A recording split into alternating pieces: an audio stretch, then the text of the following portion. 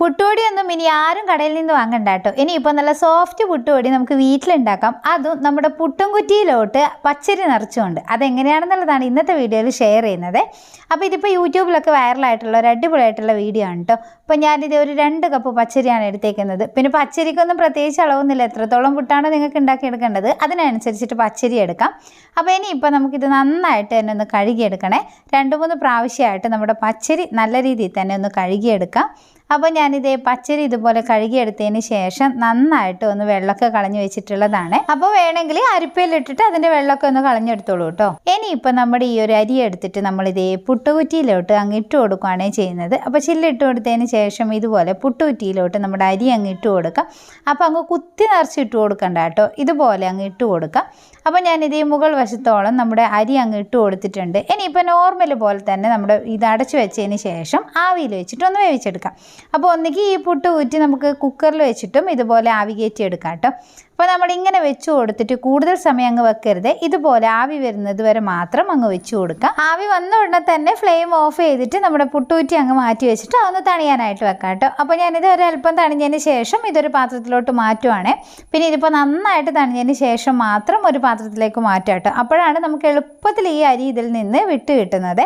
അപ്പോൾ ഇതിപ്പോൾ കുറച്ച് ബലം പിടിച്ച് നമ്മളിത് കുത്തിയെടുക്കുമ്പോൾ അരി അതിൽ നിന്ന് കിട്ടുന്നുണ്ട്.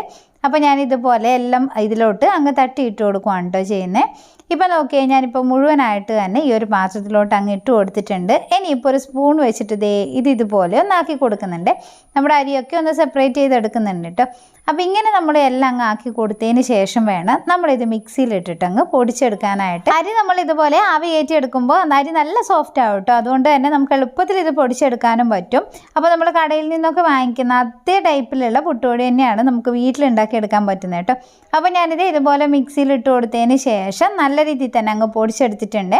അപ്പോൾ ഈ ഒരു പൊടിച്ച പുട്ടുപൊടി എന്ന് പറയുന്നത് നമ്മൾ കടയിൽ നിന്നൊക്കെ വാങ്ങിക്കുന്ന റവയുടെ തരി പോലുള്ള പുട്ടുപൊടി ഉണ്ടല്ലോ, അതേ രീതിയിൽ തന്നെയാണ് നമ്മളിത് ഉണ്ടാക്കിയെടുത്തിട്ടുള്ളത്.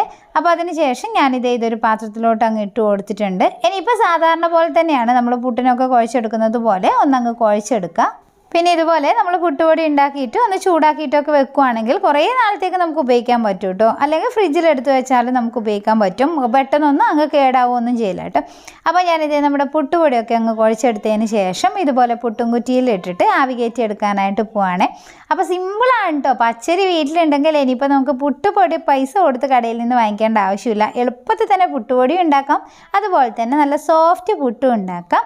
അപ്പോൾ ആവി കയറ്റിയിട്ടുള്ള നമ്മുടെ പുട്ട് ഇവിടെ അങ്ങ് റെഡിയായി വന്നിട്ടുണ്ട്. അപ്പോൾ ഇത് കാണുമ്പോൾ തന്നെ നിങ്ങൾക്ക് മനസ്സിലാവും എത്രത്തോളം സോഫ്റ്റ് ആണെന്നുള്ളതല്ലേ. അപ്പോൾ ഇതുവരെ ഈ ഒരു രീതിയിൽ നിങ്ങൾ പുട്ടുപൊടി ഉണ്ടാക്കിയിട്ടില്ലെങ്കിൽ തീർച്ചയായിട്ടും ഒന്ന് ട്രൈ ചെയ്ത് നോക്കുക കേട്ടോ. അടിപൊളിയായിട്ടുള്ള ഐഡിയ ആണ്. അതുപോലെ തന്നെ കാശ് കൊടുത്തതിന് കടയിൽ നിന്ന് പൊടി വാങ്ങേണ്ട ആവശ്യമൊന്നുമില്ല കേട്ടോ. അപ്പോൾ ഇഷ്ടമായിട്ടുണ്ടെങ്കിൽ നിങ്ങളുടെ ഫ്രണ്ട്സിന് കൂടെ ഒന്ന് ഷെയർ ചെയ്ത് കൊടുക്കുക. നല്ലൊരു വീഡിയോ ആയിട്ട് വീണ്ടും കാണുന്നത് വരെ ബൈ.